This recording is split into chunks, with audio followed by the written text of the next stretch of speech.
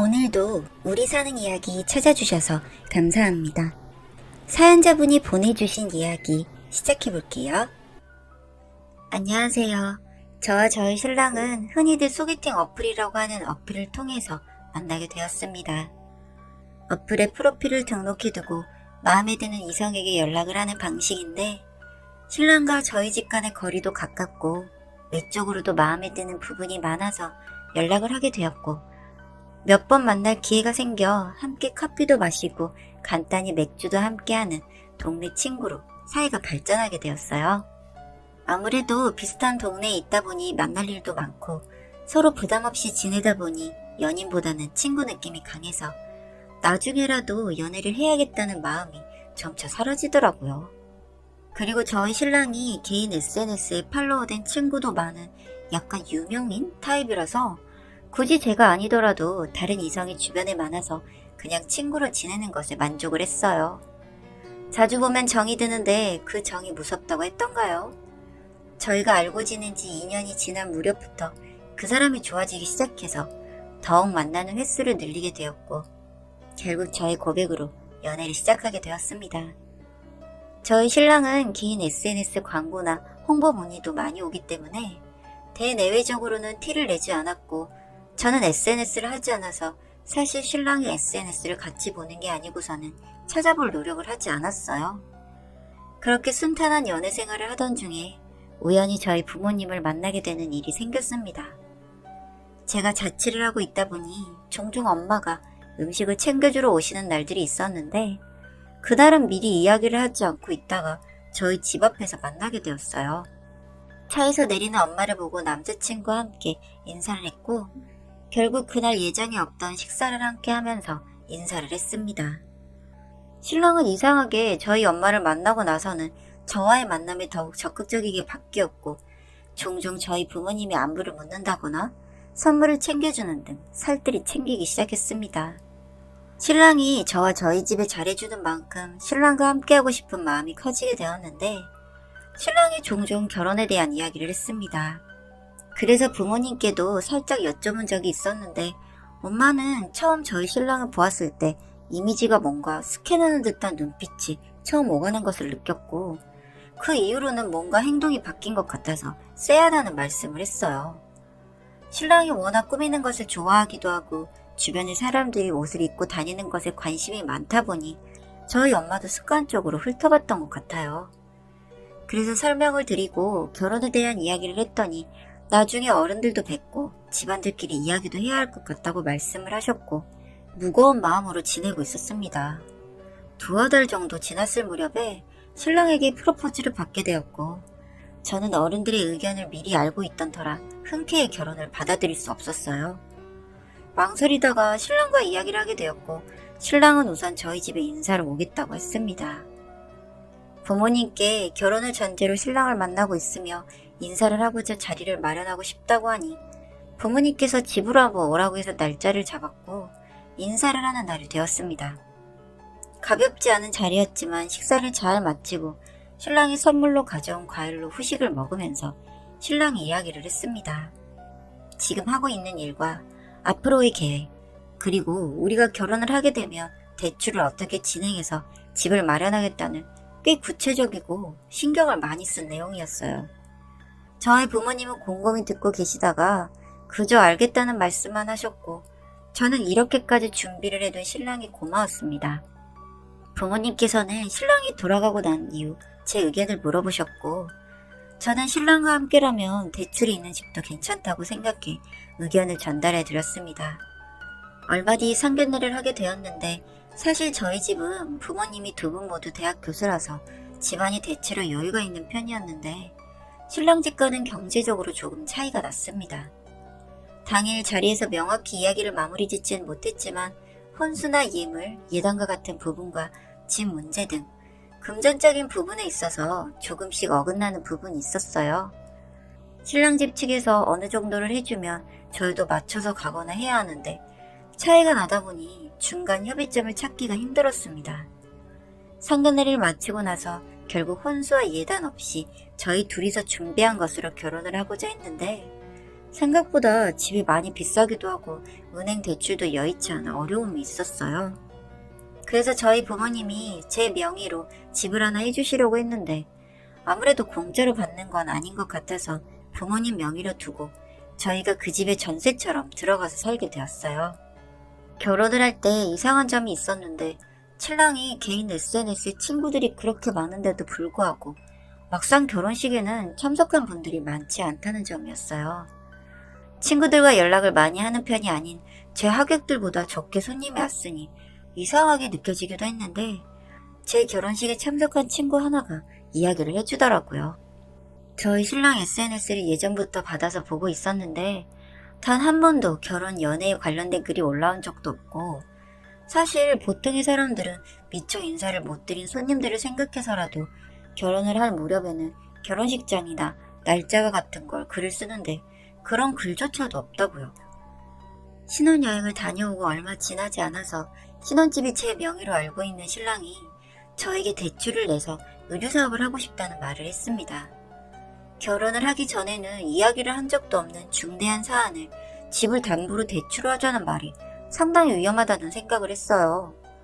그래서 이제 막 결혼했고 혼수나 기타 등등 빚을 어느 정도 갚으면서 나중에 이야기를 해야 하는 문제 같다고 대답을 했더니 신랑은 뾰로통해져서는 방에 들어가서 잠을 잤습니다. 사실 저와 신랑은 혼인신고를 하지 않았어요. 제가 일이 바쁘다는 핑계로 혼인신고서에 신랑의 도장만 찍혀있는 채로 구청에 신고를 하지 않았기 때문인데 신랑은 아는지 모르는지 부모님이 혼인신고는 그래도 1년이라도 살아보고 해도 안 냈다고 해서 계속 미루고 있던 중이었는데 신랑이 제 명의의 집을 대출부터 할 생각을 하니 내심 혼인신고를 먼저 안 하길 잘했다 싶었어요. 그리고 결혼 후 6개월쯤 지난 무렵부터는 제 주변에 이상한 일들이 생기기 시작했는데 바로 왜 남자를 자꾸 만난다는 것이었습니다. 처음에는 그 남자의 존재를 알지 못했는데 한두 번 마주치다가 나중에는 저에게 연락처를 물어보기도 하고 제가 있는 카페에서 우연히 만나 인사를 나누기도 하고 그냥 이상한 인연 같았어요. 물론 연락처는 알려주지 않았고 카페에서도 인사만 나누었을 뿐이었고요. 그렇게 몇 달쯤 있으니 신랑이 저에게 할 말이 있다며 밖에서 보자고 했고 저는 오랜만에 하는 데이트라서 한껏 신경을 쓰고 나갔습니다. 그리고 제가 받아들게 된 것은 그 남자와 찍힌 사진들, 그리고 제가 연락한 적 없는 연락 기록, 그리고 이혼 소리였습니다. 제가 무슨 상황인지 이해를 못하고 어벙벙하게 있으니 신랑이 친절하게 설명을 해주더라고요. 결혼 후 몇 달 동안 제가 다른 남자와 바람을 피는 걸 알고 있었으며 더는 참지 못하고 마음의 상처가 커서 이혼을 하고자 한다면서요? 이게 무슨 소리인가 생각을 했더니 저와 자주 겹치던 남자를 바람으로 오해한 거라면 이해가 가는데 제가 연락한 적도 없는 문자 내용은 이해가 안 되었고 심지어 제가 잠든 후인 새벽 1시나 2시에 보고 싶다느니 오늘 즐거웠다느니 나중엔 어디 호텔에서 밤을 보내자느니 말도 안 되는 문자 기록이 있었어요. 너무 이상한 마음에 신랑이 화장실에 간 사이에 녹음기 어플을 켜두었고 신랑에게 묻기 시작했습니다. 나는 이 남자가 누구인지 모르고 이 문자는 내 휴대폰으로 전송된 것은 맞지만 내가 보낸 게 아니라고요. 신랑은 마치 제가 바람을 핀 걸 확신이라도 하는 것처럼 저에게 거짓말을 한다며 따져 묻길래 제가 대답했습니다.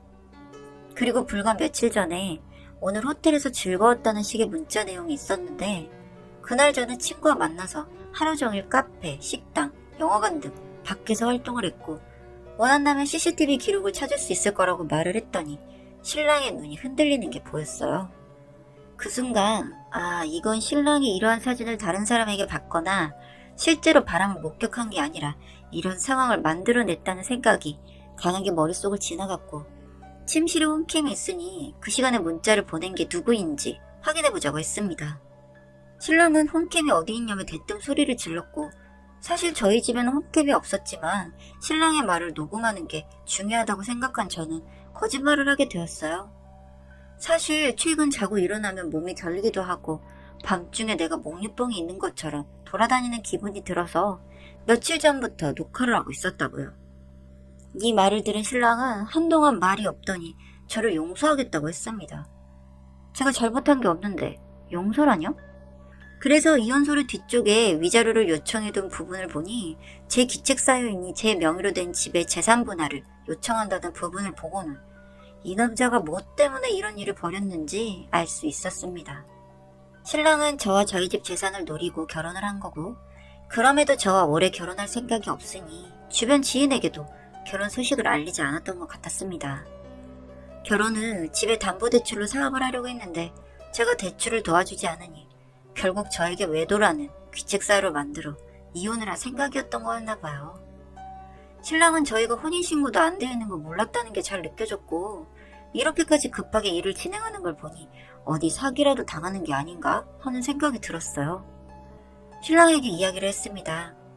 그 남자 당신이 외도 증거를 만들려고 일부러 한 거 다 알고 있다고.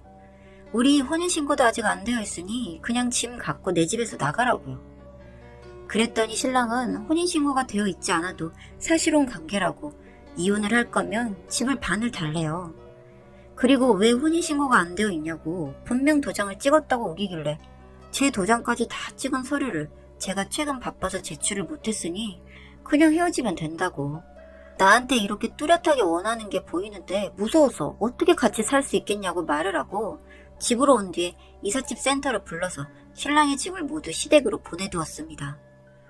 신랑은 이럴 수 없다면서 저에게 따져 물었고, 저는 그대로 잠수를 했어요. 그리고 얼마 뒤 친구들에게 연락이 왔고 저에게 잘 지내고 있냐며 안부를 묻기에 그 사람과 헤어졌다고 대답을 했습니다. 친구들이 안 그래도 신랑이 바람을 피고 있는 것 같아서 알려주려 했다며 잘 헤어졌다고 이야기를 하길래 만나서 자세한 이야기를 들었어요. 저희 신랑이 SNS가 유명하다 보니 가끔 들어가서 봤는데, 언제부턴가 다른 여자가 신랑을 태그해서 글을 쓰기도 하고 둘이서 의류사업을 시작한다는 등의 문구가 피드에 도배가 되듯이 글이 작성되어 있길래 두 사람이 동업을 하는 건가 생각을 했는데, 곧 그 여자의 피드에 럽스타그램이라고 연애를 하는 사진들이 올라왔어요.